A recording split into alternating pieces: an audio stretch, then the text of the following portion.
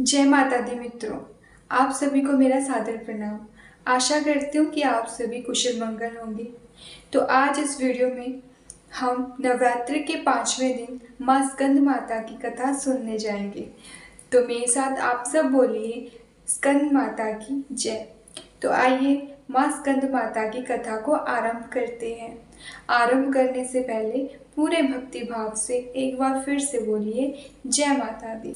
नवरात्रि के 5वें दिन स्कंद माता की पूजा की जाती है। स्कंद माता अत्यंत दयालु और ममतामयी है।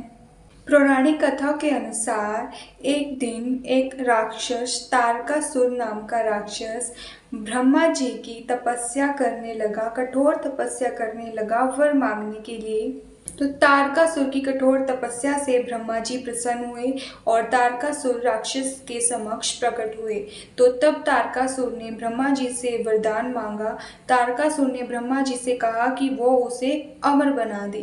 तो ब्रह्मा जी ने तारकासुर राक्षस को कहा कि जिसने भी इस धरती पर जन्म लिया है उसका एक न एक दिन काल जरूर आएगा, मतलब कि उसे एक न एक दिन जरूर मरना होगा।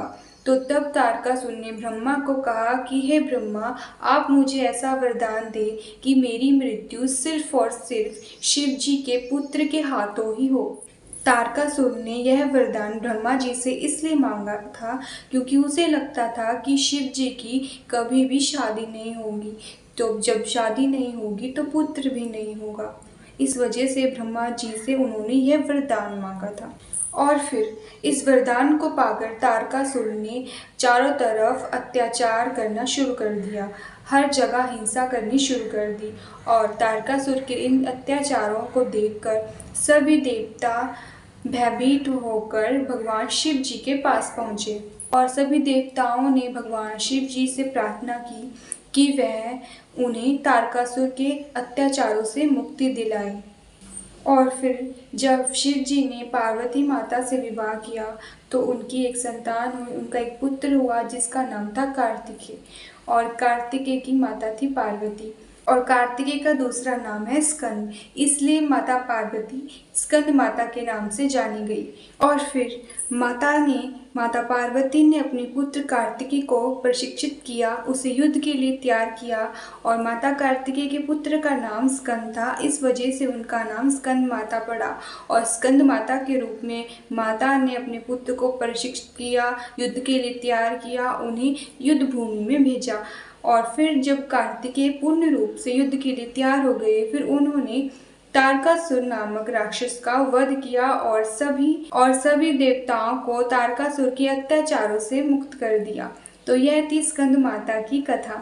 और हाँ, माता पार्वती ने कार्तिकेय को स्कंद माता के रूप में प्रशिक्षित किया था, उन्हें युद्ध के लिए तैयार किया था, इस वजह से माता पार्वती का नाम स्कंद माता पड़ा। तो नवरात्रि के 5वें दिन माता की पूजा की जाती है, स्कंद माता की पूजा की जाती है। स्कंद माता की पूजा अर्चना करने से भक्तों को शक्ति, शांति, समृद्धि और संतान प्राप्ति होती है। माता को भोग में केसर की खीर, पीले फल और मिठाई अर्पित करना शुभ माना गया है। तो स्कंद माता का सुंदर रूप कुछ इस प्रकार है।